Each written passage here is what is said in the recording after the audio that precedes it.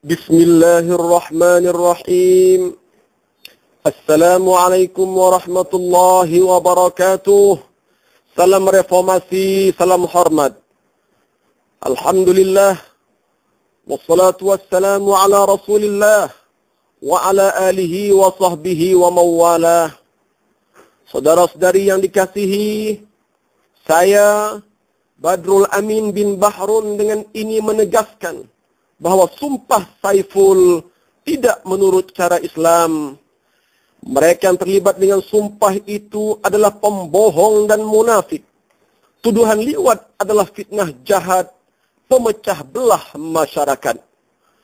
Saudara-saudari sekalian, merujuk kepada pandangan ulama besar dunia, antaranya Profesor Dr. Yusuf Al-Qardawi dan Profesor Dr. Taha Jabir Al-Alwani, liwat ada termasuk dalam kes hudud.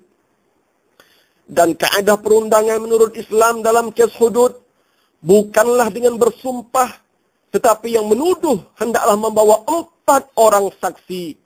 Dan jika gagal, maka yang menuduh itu dihukum bersalah kerana melakukan qazaf, yakni menuduh tanpa saksi, dan hukumannya adalah 80 kali sebatan.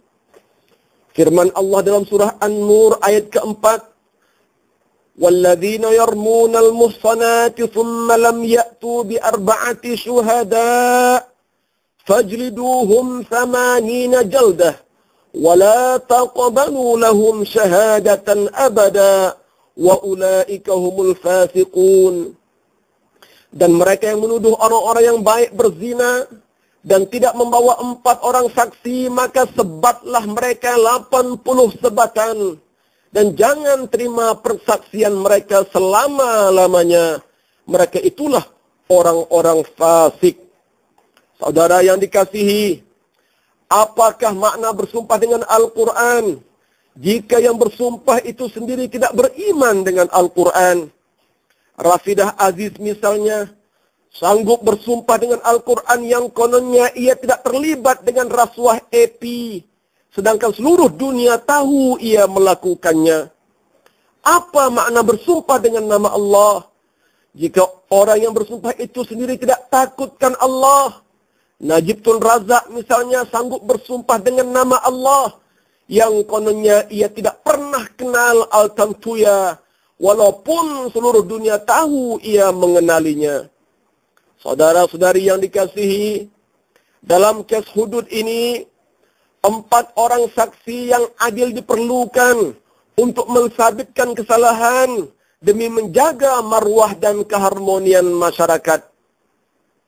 Kita melihat sebagai bahan iktibar, tuduhan liwat pada tahun 1998 tidak syak lagi, telah menyebabkan perpecahan, permusuhan, kezaliman sesama kita selama 10 tahun. Walaupun pada tahun 2006, mahkamah telah membersihkan fitnah tersebut dengan membuang kes liwat dan membebaskan saudara Anwar Ibrahim, tetapi permusuhan kita berterusan hingga hari ini. Benarlah firman Allah Subhanahu wa taala dalam surah Al-Baqarah ayat 217 yang bermaksud fitnah itu lebih besar dari membunuh. Wal fitnatu akbaru minal qatli. Fitnah itu lebih besar dosanya dari membunuh. Saudara-saudari yang dikasihi, sekiranya pada tahun 98 Azizan Abu Bakar yang menuduh Anwar itu disebat 80 kali, kita yakin tidak akan muncul lagi budak bernama Saiful hari ini. Tetapi hakikatnya Azizan kini hidup kaya raya. Khalid Jeffrey, penulis buku 50 dalil juga kaya raya dan kini telah kembali menghadap Tuhannya. Hakim Agustin Paul dan Hakim Arifin Jaka juga kaya raya. Rahim Nor kaya raya. Musa Hasan yang menyiasat naik pangkat dan kaya raya. Mokhtar Abdullah kaya raya dan telah pun kembali menghadap Tuhannya. Gani Patail kaya raya. Ahli politik yang terlibat kaya raya. Sedangkan kita, rakyat, dapat apa?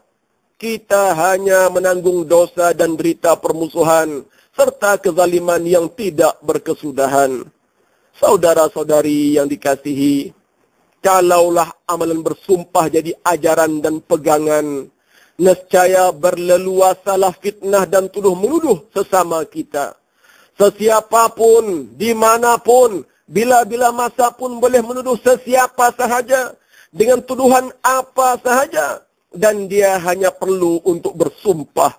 Sudahlah, cukuplah saudara, bertaubat dan tebuslah dosa yang kita lakukan pada tahun 98, kerana memberi kuasa dan bersekongkol dengan orang yang zalim.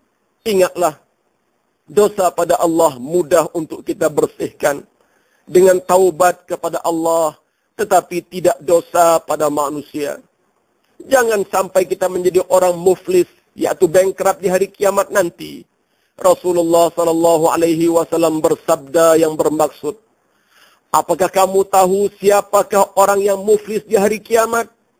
Mereka adalah orang yang berdosa, yakni zalim pada manusia, dan membawa dosa itu ke akhirat.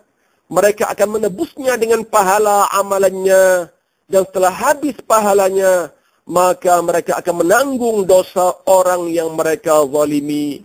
Marilah saudara, berilah undi pada saudara Anwar Ibrahim sebagai tanda insaf dan penyesalan kita atas dosa fitnah serta permusuhan yang lalu. Peluang kini terbuka seluas-luasnya untuk kita di permatang pauh ini menebus dosa kesalahan yang silam. Jangan lepaskan peluang ini. Semoga Ramadan kali ini kita sambut dengan hati yang bersih dan sejahtera, sesuai dengan sabda Nabi sallallahu alaihi wasallam, ketibaan Ramadan menghapuskan dosa selama setahun. Marilah kita hapuskan fitnah dan permusuhan, kembalikan persaudaraan dan keharmonian. Marilah saudara, kita merdekakan diri dan masyarakat serta negara dari penindasan dan kezaliman.